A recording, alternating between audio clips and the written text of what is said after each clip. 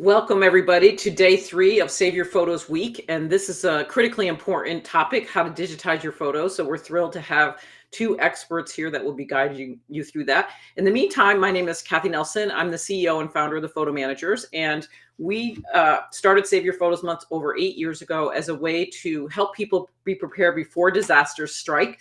Never dreaming that they would be weather extremes and things would happen as frequently as they do. And especially in light of the LA fires, we really decided to bring Save Your Photos Week to you instead of waiting all the way to the month of September when it's Save Your Photos Month. So please subscribe to our YouTube channel. It really helps us to gain viewers and gain credibility as people subscribe. We're thrilled you're here, and we hope this information throughout the week will really kind of give you the motivation and just a starting place to to save your family memories, your family photos, videos, all the things that matter so to you. Because it's not just weather, but there's also technology glitches that can happen and things.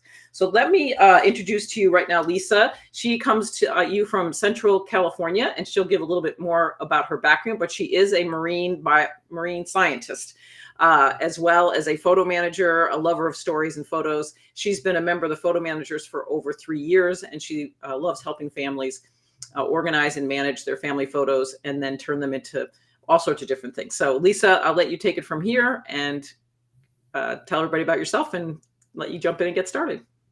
Great. Thank you so much, Kathy.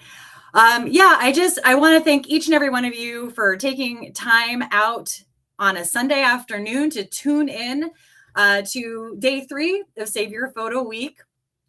And so, first off, thank you, Kathy, for that introduction. I'm actually on the Central California coast.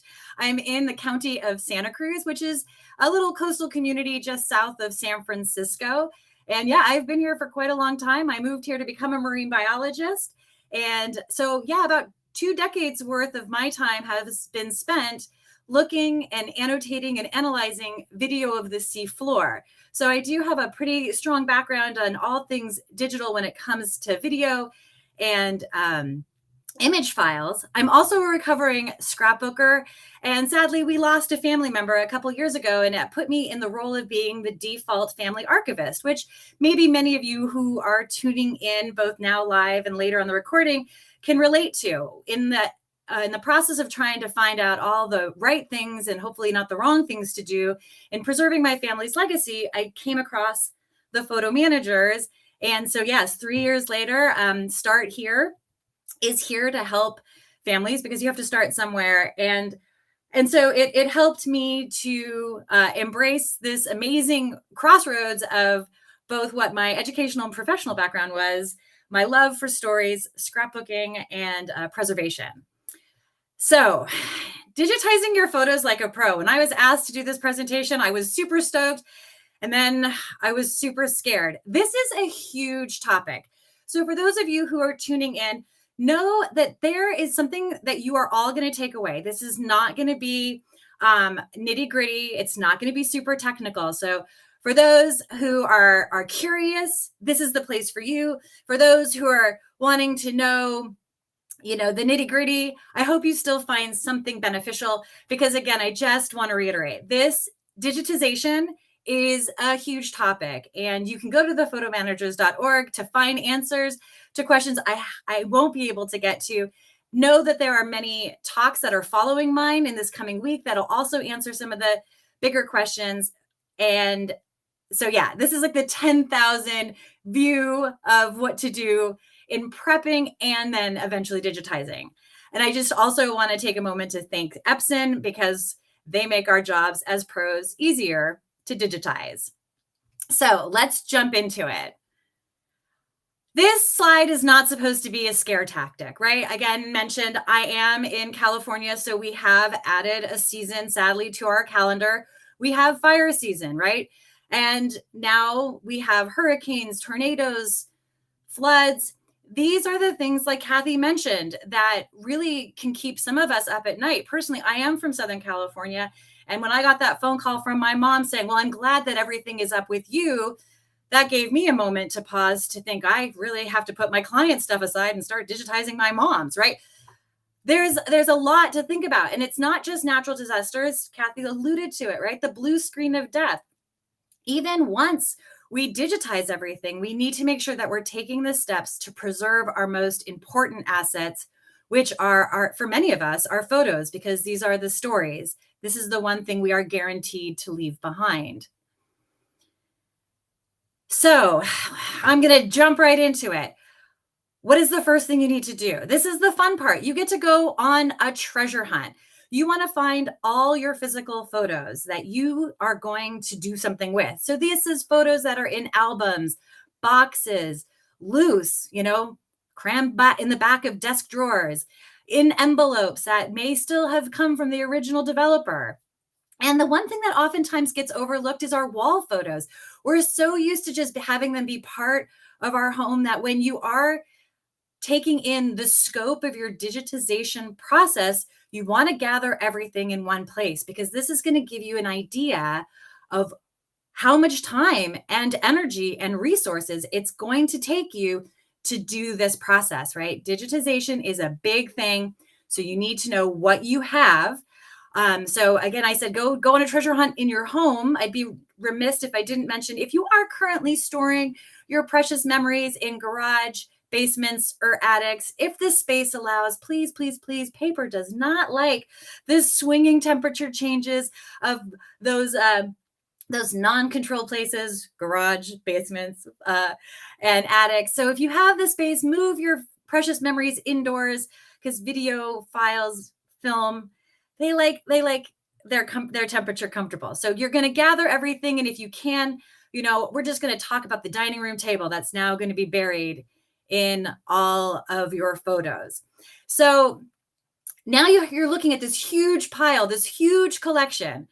I'm here to help you not to get overwhelmed. So if you have tuned into previous presentations, maybe in the last 2 days, or any other presentations by a photo manager, this may be familiar to you. And if it's not, welcome here. I'm going to give you a really simple way to approach the organization of your photo collection. We're going to start with your A-level photos. These are what we call album-worthy photos. These are the photos that are legacy photos. These are your heirloom photos. These are your photos that have been passed down from generation to generation and will continue to be passed down to future generations, right? So this is your A-level photos. When you are going through your entire photo collection, these are the ones that you are going to prioritize for the digitization process. So you're going to put those photos aside. Then you're going to come across your B photos. Now, your B-level photos, these are what we call your box photos, right? These are the photos that bring you joy. These are the photos that aren't legacy driven, but they're the photos that you state your name, right? So I, Lisa, find joy in, I'll use this as an example of a photo of a terrible sweater project I endeavored on many years ago. It was a disaster. I took a picture of it and then I got rid of the sweater, right? So when I leave this mortal coil, my family and friends don't need to figure out what to do with this really ridiculous sweater photo. It does not play into my legacy. So it can go when I go, right? Whereas your A-level photos, it's a terrible analogy to make, but it is so true in today's, one of the reasons why we're here this week, right? In light of the Palisades fire, A-level photos, you will run back into a burning building to grab. Your B-level photos, if you lose them, you won't be sad. Well, you may be sad, but you won't be devastated, right? Which then brings us to the next category of your photos, which are your C-level photos. As a photo manager, I am coming to you to say you can throw photos in the can, right? You can throw them out. Sadly, right now, you cannot recycle them, but you can get rid of them. So what are these photos? These are the photos that you have duplicates of, right? These are the photos that don't tell a story for you or your family. But notice how I don't just blatantly say they're the blurry photos, right? Because blurry photos still might have that last part of the ABC, the stories. I like to say if you have a photo of a family gathering and there's a picture of Uncle George, but that photo is particularly blurry, but it's the only picture of Uncle George you have at that gathering, then that photo is worth keeping, right? Because it has a story. Now, does that photo become an A or B level photo? Only you can answer that, right? Because only you know the relationship between you and Uncle George. So when you're looking at your ginormous photo collection, if you just think A, B, or C, it's going to help you to start to get a bigger picture, again, of your digitization project, because A-level photos are the ones you want to prioritize. So I'm going to give you some jargon that comes along when it comes to talking about digitization. Because again, as I mentioned, this is a really, really big topic. And having some vocabulary is going to help you both navigate websites that you visit, other, experts in the field that you might, log in to listen to as well. So in no particular order, I'm going to first talk about resolution, right? And when you talk about digital files, resolution is measured in PPI. Those are pixels per inch. So the level of sharpness of your photo, the more pixels you have, the higher the resolution. So in the middle image, you can see that smallest box is 600 by 40 by 480. Those are the number of squares, right? If you ever were bored and you zoomed in on a photo and you zoomed in and you zoomed in and you zoomed in, and then you saw these little squares, those individual colored squares, those are your pixels. So again, the more pixels you have, the higher the resolution. The next term you're going to hear a lot of, both in this talk and just in the world of digitizing, is megapixels. And what really that means is 1 megapixels is 1 million pixels. It's just easier to say megapixels. So that just means when you take a picture with a camera, you want to know what the megapixel of that camera is. And you can see an example of the tiny picture was taken by a 12.1 megapixel camera, as opposed to a 50.6 megapixel. You can see, hopefully on your end, how that picture was enlarged, because that means more pixels were captured when that photo was taken. And the last term you'll hear a lot of in digitizing photos is metadata. And so it's super nerdy, and I am a scientist, so I love, super nerdy things, but it's data about data, or more simplistically, it's information about a thing, a person, or a place. So here is my sweet girl, Kaylee. She is the thing. She would be considered the data, and the metadata is, okay, that dog in that picture, her name is Kaylee. That picture was taken on February 2007, and it was taken in Monterey, California. That's the information that goes with that item. It's also very similar to if you were writing on the back of a physical photo in a photo using a photo-safe pencil. That would be the information that you would collect on the back of a photo, right? So in a digital file, we call it metadata. So that's just some terminology you'll hear today. So things to know before you digitize. This is not super exhaustive, but these are, some of the high points I'd really like for you to be aware of. So if you found yourself here today, that means at some point you had been Googling photo preservation, photo saving, digitizing, which means maybe in your socials now you're seeing pop-ups from Scan Cafe and Legacy Box and others like that. Those are your mail order options. Price point out, they are probably advertised as some of the most affordable ways that you could digitize your photos. But a thing to be aware of, these are businesses that are most likely not geographically near you, which means you're putting your A-level photos, right, the photos that you have identified to digitize, in the mail. So if you're comfortable, just, because you want to save some money, to put your most precious assets in the mail, maybe these would be options for you. And then down the road, when we get to the conversation about metadata, we'll talk more about that. I am really fortunate. Again, I'm in Santa Cruz County, California, and we have Bay Photo, not very far from here. So that's a brick and mortar building that I can go in and talk to someone and give them my stack of photos. They digitize them for me. And then I do a lot of what we call post-processing. After they give me a big chunk, big physical file, physical stack of photos, and then I get a thumb drive back, and then I have to do some work afterwards. Another option is working with a local photo manager. So you can go on to thephotomanagers.org and find someone who is near you, who, what we lovingly like to say, might, is able to give you the white glove service, help with the organization and curation of your collection, and then take it away. I like to call it the grab and go do the digitizing for you, help you do the work with the metadata, the tagging, the keywording, which we'll talk about in a little bit, and then maybe even help you, as Kathy said, make fun things out of them, photo books, photo gifts. So, we call it from the beginning to end, I like to call it the white glove service. Or many of you might be here to be like, no, I want to do it all and I want to do it myself. So for you DIYers, this next slide is for you.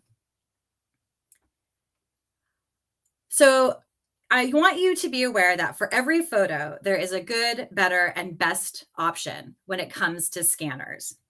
And because you've gone on that treasure hunt and you've gathered all of your photos in one place and you've done your curation and you've done your organization, at this point, then you hopefully have a really good idea of the photo and the photo paper and the photo types that you have. And that's really, really important, because I do want to call out that if you have some really old photos, what we call heirloom photos, these are photos that have been passed down from generation to generation. If any of those photos have a metal sheen to it, that means that that photo was processed with a silver-based emulsion. And that's really important for you to know when you are digitizing, because you want to make sure that you are not exposing them to more light, because what can happen is it could speed up or re-engage the silvering process. So these are tin type photos, Daguerre type photos. You just want to be very cautious. So be aware of what you have so that you can be informed on the photo scanning option that you have available to you. So I have a picture here of from left to right going to what the options are. So PhotoMine, this is a really good product if you have an iPhone that's the iPhone 15 or 16, right? Anything less than the 15, going back to that megapixel, the iPhone 15 and 16 has a megapixel camera now of 46, right? A 46 megapixel camera. That's huge. Before the 15, I think the cameras were maybe around 12 megapixels, which means that when you're scanning, you're not getting in as many pixels that you can with the new one. So if you have the latest and greatest iPhone, great. PhotoMine may be a really good option for you.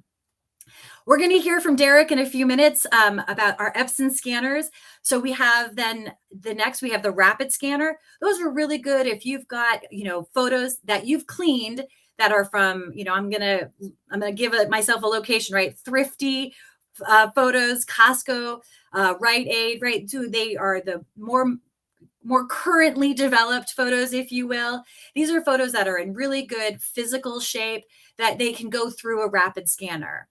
For your photos that are maybe torn or ripped, that aren't metal sheen, but are paper that are a little more sensitive, or books that have solid spines, then maybe the flatbed scanner is a really good option for your project. Myself, along with very many other photo managers, love the camera scanning setup. So I'd like to say that, and Derek will be able to talk about price a little better than I can, but from left to right, from PhotoMine to the camera scanning setup, it's most affordable to probably the most expensive. I'm not going to lie to you. Digitizing photos is expensive. I mean, it can be, especially if you go super nerdy deep on the equipment. Camera scanning that involves a high resolution megapixel camera, lights, a camera scan, and a camera stand. You want to make sure that your room can be blocked out of all light, and then having the software in addition to the hardware to do the post-processing. So what does all of that mean? So a few more questions to consider before you take on the endeavor to digitize your photo collection.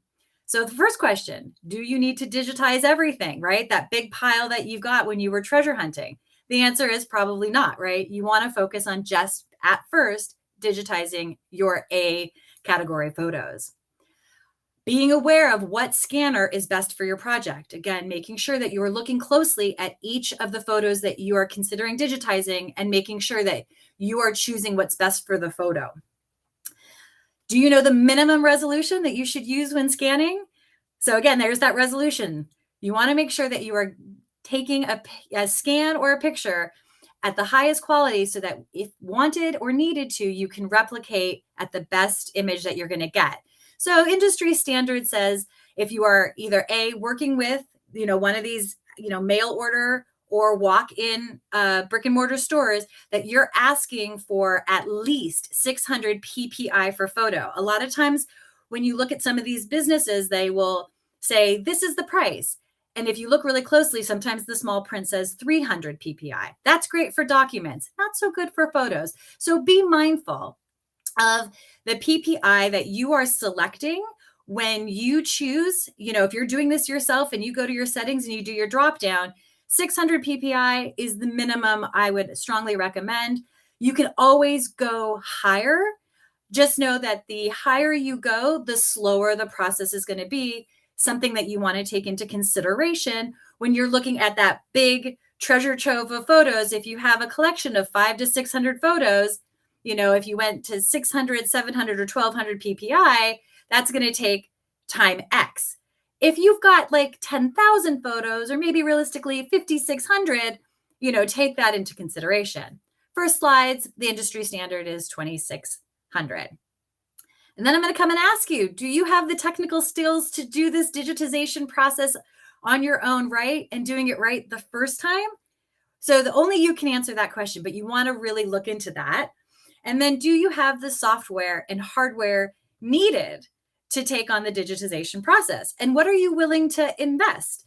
If you're willing to invest the sky, then great. But just being aware and going into this with open eyes of the cost. So with that, then I am going to punt this back over. I'm going to introduce Derek, who's going to give you some information on how to do digitization. Oh, well, thank you for that wonderful introduction, Lisa. My name's Derek. I'm with Epson America, and I'm here to talk about the Fast Photo High Speeds Photo Scanner. So like a lot of you, I'm sure, I became the custodian of the family photographs a couple of years back. And I had boxes and boxes and boxes of all kinds of photos that you can see that a lot of them didn't make it into the album, but a lot of them were really good content that I had never seen before. Things like my mom's wedding and my mom and dad's wedding and their reception, things like birthday parties from when I was a child that just didn't make it into the album because the albums only have so much space. So it really opened my eyes as to how much treasure, as Lisa put out, is in your photo collections. And Epson has put out we've been doing flatbed scanners for years. And about 5 or 6 years ago, we decided to take one of our document scanner bodies and see if we can make a high-speed photo scanner. And that's exactly what we did with the Epson Fast Photo 680W. This is capable of scanning a photo a second at 600 PPI. It can go as high as 1200 PPI. And it also allows you to organize your photos and embed the metadata that Lisa was referring to. I'm going to walk you through the process. So the first thing you really want to do is you want to organize your photos by size and by year. So for example, you wouldn't want to put a photo this size with photos this size. You can, it'll scan it that way, but there is a chance that you'll get like a lot of white space that you'll have to go back and fix later. And we don't want that. We want to be able to do this quick, simple, and easy, right? So you install the scanner, you bring up the software, which should be up on your window now. You take a stack of photos. You can do as many as 50. Put them into the top of the scanner and press Start Scan. Now what you're going to do is you're going to get this window here, this is the metadata. This is where you're going to have all your naming structure. So it makes it really easy for you. You could put in the year. I happen to know that these are from the 1970s.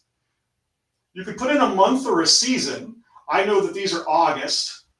And then the subject is what Lisa was referring to, how you want to remember it.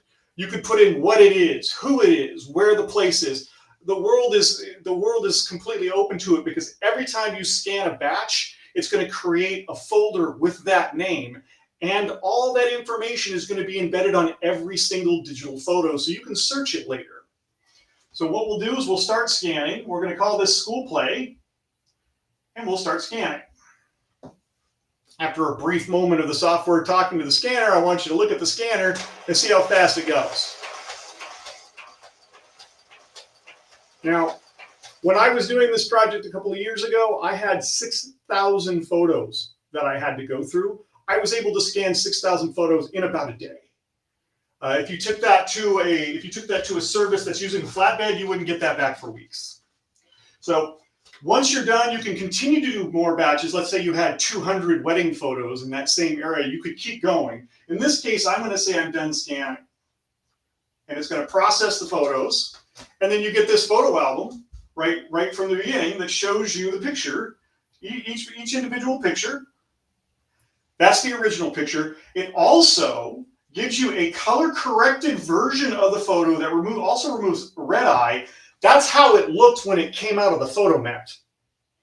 And then what's probably, I think, the coolest feature of this is that it also grabs an image of the back of the photo. Because like most of these photos that we get, sometimes the back is just as important as the front. It could have a relative's handwriting that is no longer with us, or it could have key information as to whose party it was and why you were there.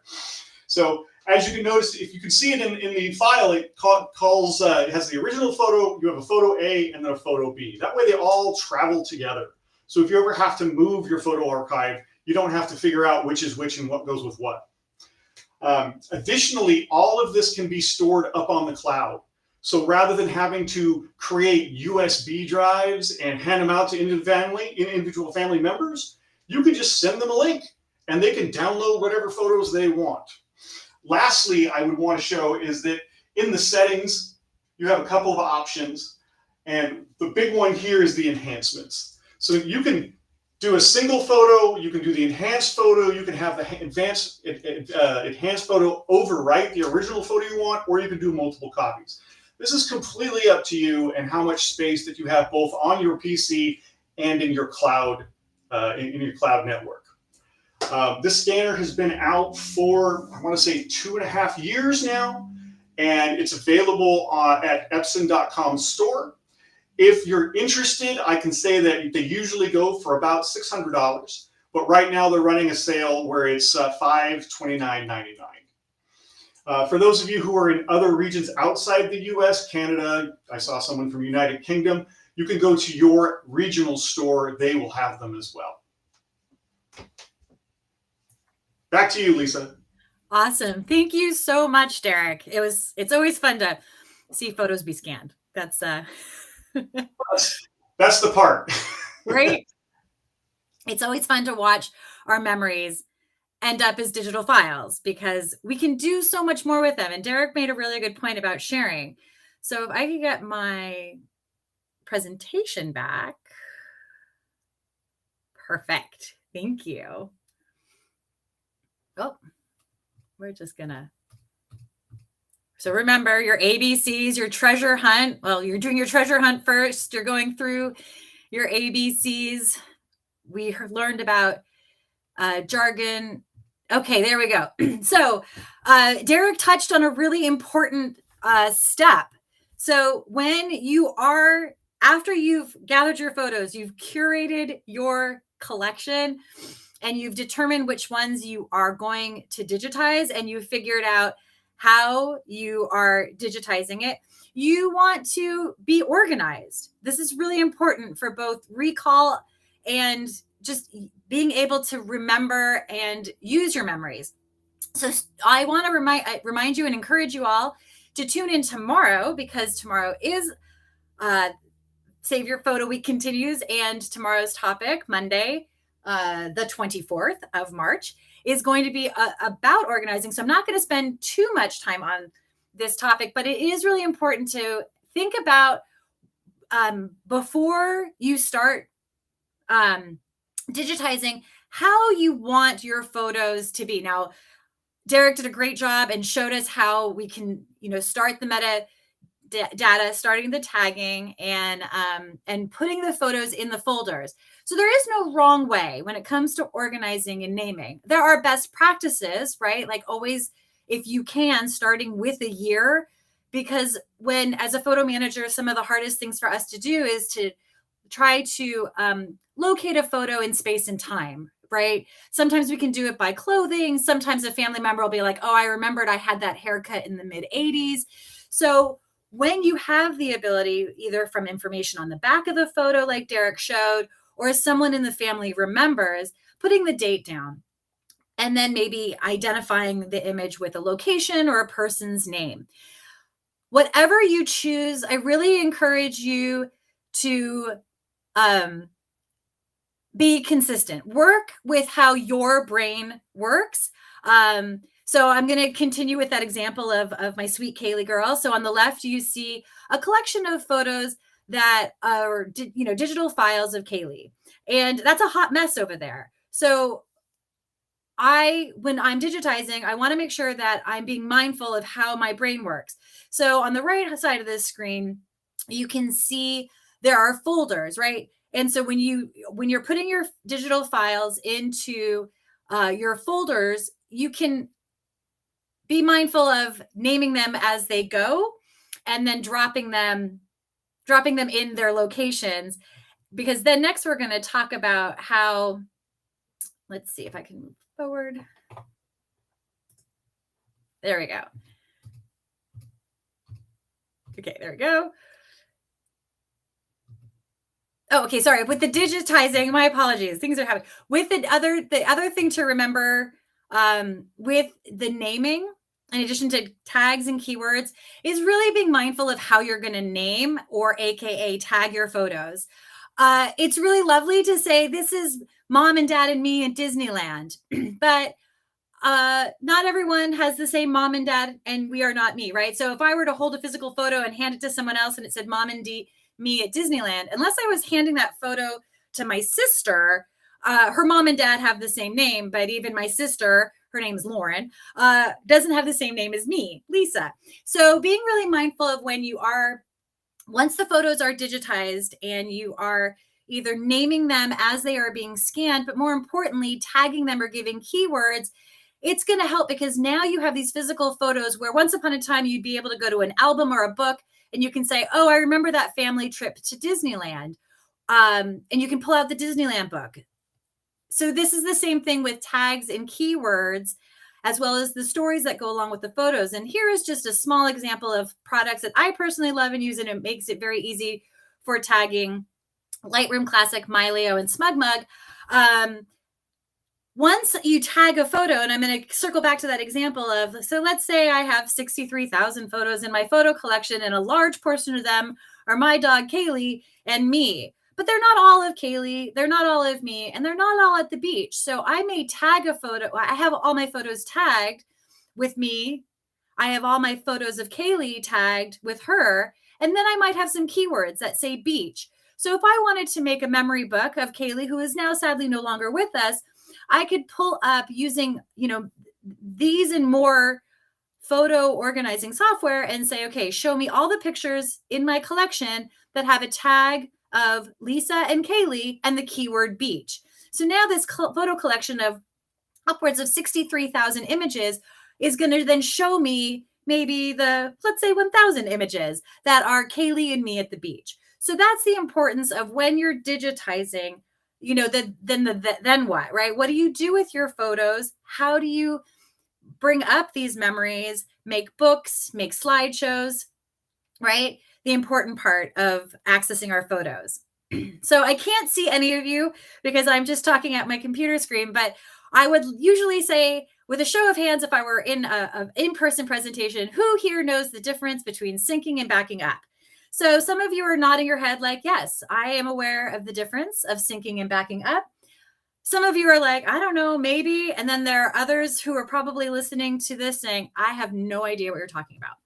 So now that you have digitized your A-level photos, we want to make sure that you are preserving them and saving them for you now and generations to come. So I'm going to first give you a quick definition of syncing. And that's just basically a fancy word of saying mirroring, right? So I apologize for the Android users out there. I'm going to use iPhone as the iPhone Apple universe as the example. But this will still be applicable to you. If you have a photo, let's say on your iPhone, your iPad, and your desktop computer, if you will, and you have a cantankerous teenager in your life, if there is a photo that they delete, but you think, oh, I've seen it on my iPhone, my iPad, and my desktop, it's okay that it's no longer on my phone. If your devices are only synced, that cantankerous teenager has deleted the photo from all of those 3 platforms because they are all connected, probably, if you have your setup the way most people do, via iCloud, right? So the iCloud is mirroring your inventory on your phone, your tablet, and your computer. Now, unless you go in and take what I like to say a snapshot of all of your electronic inventory, that's what backing up is, right? So I live with this knowledge base that every morning at 10 a.m., my entire electronic ecosystem, all of my files, my photos, my clients' photos, every day at 10 a.m., they get snapshot. I use a software called Backblaze.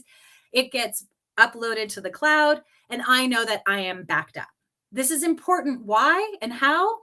Because we like to talk about the 3-2-1 method of backing up, right? So we want 3 copies of everything that is important. It's not just the photos that you just spent all this time digitizing. And again, I am super impressed that Derek got through all those photos in such a short period of time. That's a lot of time and energy. And you want to make sure that it is preserved, not just on your local computer. So you want 3 copies of everything that is important to you. This goes beyond photos. This is birth certificates, death certificates, marriage certificates, deeds to a home, pink slips to a car, social security cards, anything that is important to you that makes up who you are, not only just, from a memory point of view, but if we look back at what happened in January in Southern California, if someone was easily able to, who lost everything, at least be able to pull up some of the things that is going to make it easier for insurance claims or just getting your driver's license reinstated, 3 copies of everything that's important is where you want to start. And you want these copies in at least 2 different formats and devices. So what does that look like? That's a piece of paper, maybe the original file and an electronic copy of that physical file. That's 2. So where does that 3rd one come into play? You're going to probably want 2 copies electronic to back up that physical copy. And you want one of those copies to be stored off-site. So I am comfortable using cloud storage because I am. If you are not, then you want to make sure that if you are backing your stuff up, you have multiple external hard drives that you are backing up regularly and are not being stored at a location that is near your home, right? Because again, we think about Southern California and having an external hard drive saved at a close family or friend next door is not going to fall into that really secure 3-2-1. I can't stress this enough because when you are preserving your photos, and again, your important life documents, having 3 copies in 2 different devices and one of those devices being offsite is really going to alleviate some of the anxiety, if you're like me, that you have when you think about document or photo loss. Okay, so now you've gone on this treasure hunt. You have located all of your photos. You have curated and cultivated your collection. You have identified your photos that need to be digitized. You have digitized them all. You have become an expert in digitization. You have named them and tagged them in a way that you can, quickly call up a photo for a friend's birthday or a family member's celebration. You have become the expert of your family's, heritage. Now what, right? And it's backed up. So don't leave your stories in, still shoe boxes because once you digitize, I guess we should have also said that is not the invitation to throw it all away, right? There are archivists out there that are saying, save all the photos. And if space allows, save the photos even after you've digitized them because tech changes. And if you aren't doing 3-2-1, so having the physical photos is still really important to hold on to if you can. So you've backed it up. Now what? Now do something with it. There are so many fun ways to get your photos off of your phone, off of your computer, out of those boxes. Make memory books, photo gifts, fun. Who doesn't love fun coffee mugs? Slideshows, family shared photo sites like Permanent. So once your once your photos are saved, get your stories out there so that you can remember the memories that you and your family and friends have shared together. So again, this is Save Your Photo Week. You didn't have to wait till September. We have really great presentations for the next 4 days. Again, organizing and backing up your photos is going to be talked about more. You cannot learn these tips and tricks enough. And with that, I just want to say thank you again. This is me. I'm Lisa with Start Here with Lisa. These are like my electronic credentials. But more importantly, I just want to thank each and every one of you for taking time on your Sunday afternoon to learn from both Derek and I about the fun ways that you can digitize your family's memories.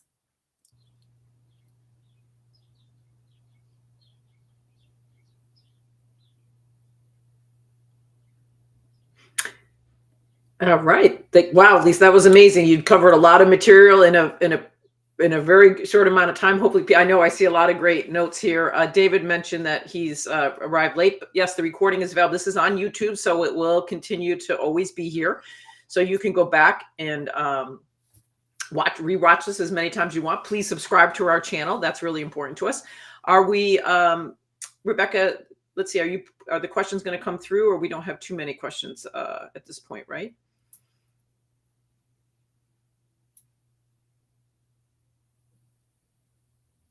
What format are the scanned photos like TIFF, JPEG? Are they stored as regular files in regular Windows folders? That's an excellent question. So the scanner is capable of scanning it as either a JPEG or a TIFF. And yes, it does show up as a regular windowed file. So when you do the naming convention that I showed in the software, which was year or season, year, month, season, and whatever you call it, that'll be the name of the main folder. And then all the subsequent pictures will be inside that folder. So you can mix and match, move them around. It really does lean into Lisa's statement of having a plan and having organization on how you want to run it. Try to think through all the different parameters of the photo. As you pointed out, you don't want to say me, mom, and dad. You want to say Richard, Virginia, Derek. That way it's more easily searchable for people who aren't you, me, or dad. Which format should you save the pictures? PNG, JPEG, and why? I'll kick that one to Lisa. I feel like everyone's going to have an opinion, right? And there is no, I kind of want to say there is no wrong answer, but I know that there are people out there who will be like, there's totally a wrong answer. So TIFFs, PNGs, those are going to be your highest resolution photos. You're going to be able to do more with them. Your JPEG is your more universal platform. So I guess the answer really is it depends. It depends on how much storage space you have. It depends on your tech knowledge. And I kind of want to leave it at that because I guess there are, for every photo manager out there, I guess there will be a thought or opinion. But if you can save it as a TIFF or a PNG, if you can save it as RAW, right? So it depends on your level of use, your level of comfortability, and your level of space is where I guess I would leave that answer now. Yeah, like we always say you've seen one photo organizing project, you've seen one photo organizing. So yeah.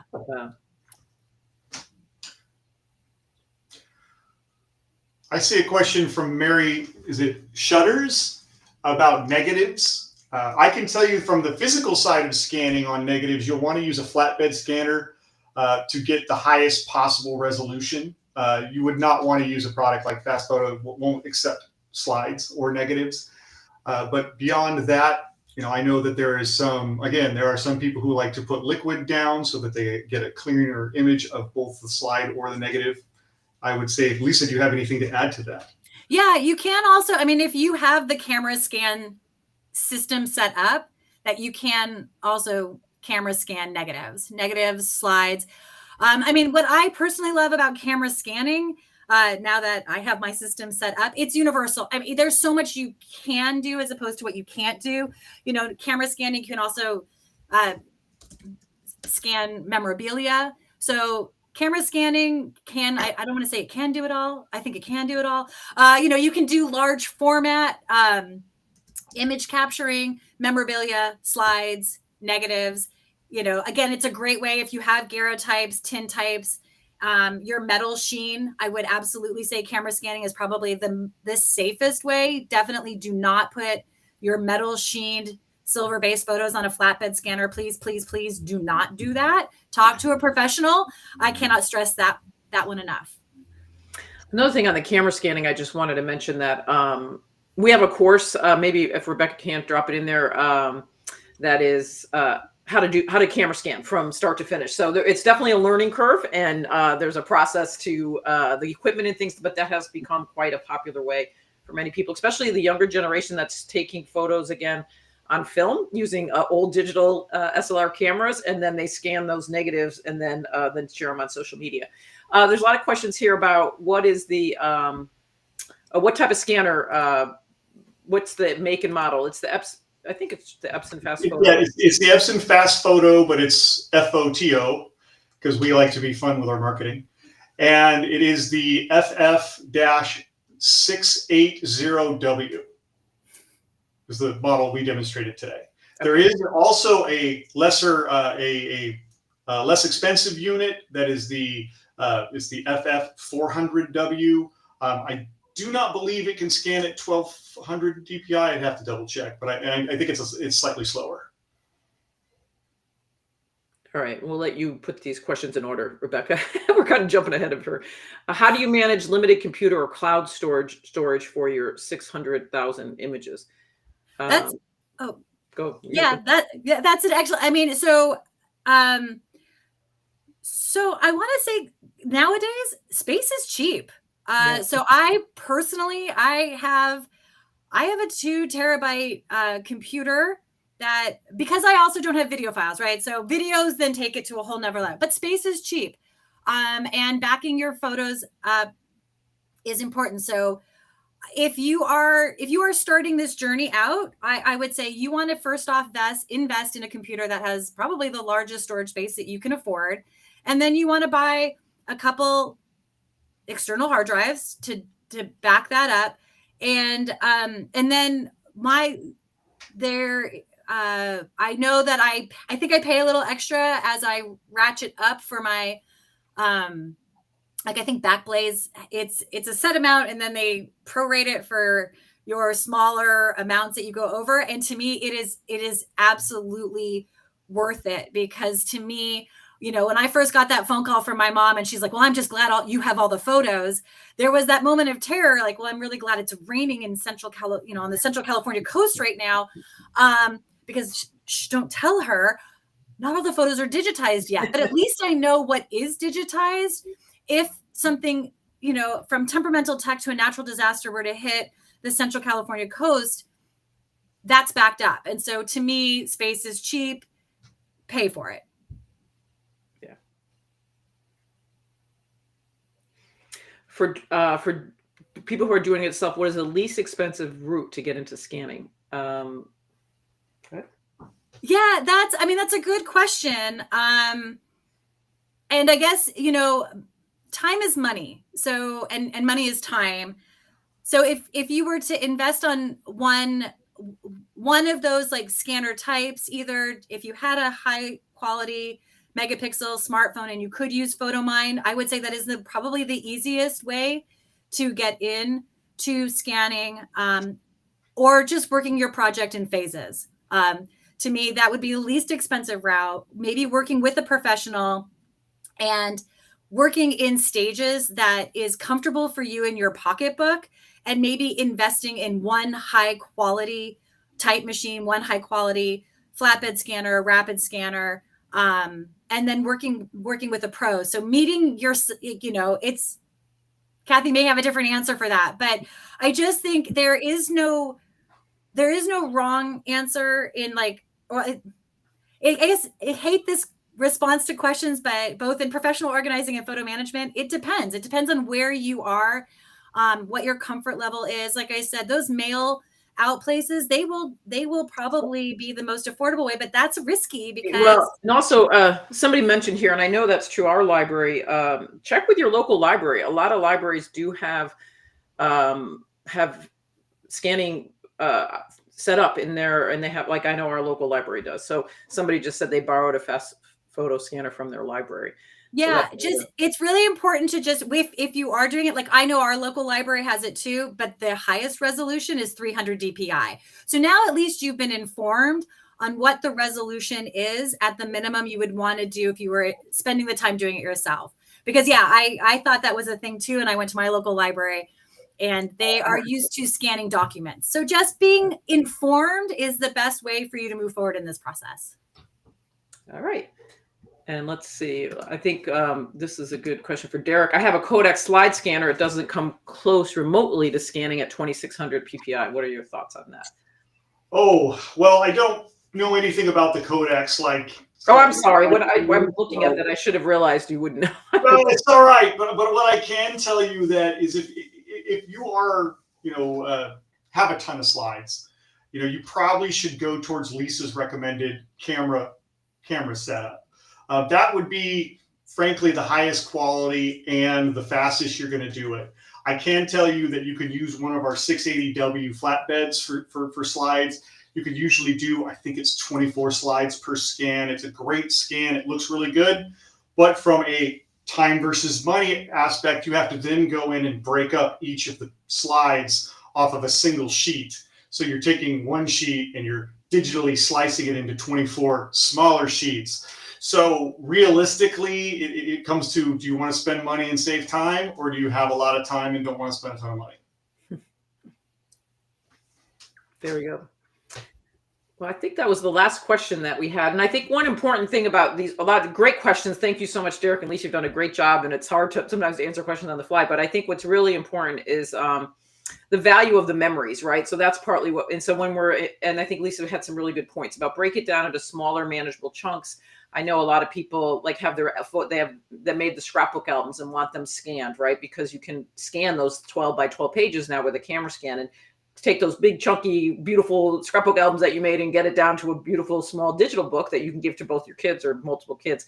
But sometimes people do one a month or one every 2 months or something like that. So it's a process. And then I think one last question came in there about the good instructions for properly cleaning. Yes, this is very, very important to keep your fast photo clean and maintaining it. Do you have instructions on the website there? We do, and it's super simple. The scan heads are inside the product. So if you open the front and you look down inside, I probably could pick it up, but I'm not going to do that. There's a scan window on each side of the body, and you just want to take a dry microfiber towel and just wipe across that. The way you'll know is if you have to clean it, is your scans will have lines on, because like a little speck of dust will stay on the scanner head, and the photo will go past it, so it'll look like a big scratch down the middle of it, even though it's not there. Again, just when I did my 6,000 plus photo project, I had to wipe the scanner down, I think like 5 or 6 times, and I was batching at 45 pictures a scan. So I mean, I was going at it. I will say Derek is super lucky because I have dogs. I mean, I know Derek has dogs too. And so now I'm beginning to question if he actually has dogs, because I will say, like, a clean environment, keeping your rapid scanner closed. I wrap mine in plastic, and then I have another cover over mine because dust is a thing that I live with all the time. I'm guessing my dogs are bigger than yours. So, Yes. And when you scan, I would personally recommend scanning in smaller batches, because there's nothing worse than getting through 50 photos and seeing at photo 3, there is that line. So just to save yourself some gray hairs, maybe I have more gray hairs now as a photo manager than I did before. I don't have that problem. Yeah, it's true. And maybe that's also why I really like the camera scan setup, because that you get that speck twice. Yeah, and that's it. Yeah, and that's it. And another little quick note, somebody also said here, make sure that that the photos are clean. So you can clean those photos and get the sticky, like I think you mentioned, that get the stickiness off and things like that. I believe Lisa mentioned that in the beginning of the presentation. So, All right. Well, everybody, this is day, like I mentioned, day 3 of Save Your Photos Week. So we have the remaining Monday through Thursday at 4 Eastern time, or wherever you are in the world. We'll be bringing additional information. You can see that on our website and also here on our YouTube channel. So again, please subscribe. Thank you for all your wonderful comments. They will be kept. We're thrilled to bring you this information. And our thank you, Lisa and Derek, for joining us on a Sunday. Really appreciate it. Thank you that all have joined us. And we look forward to continue to educate everybody on how to be prepared and save their family photos and stories.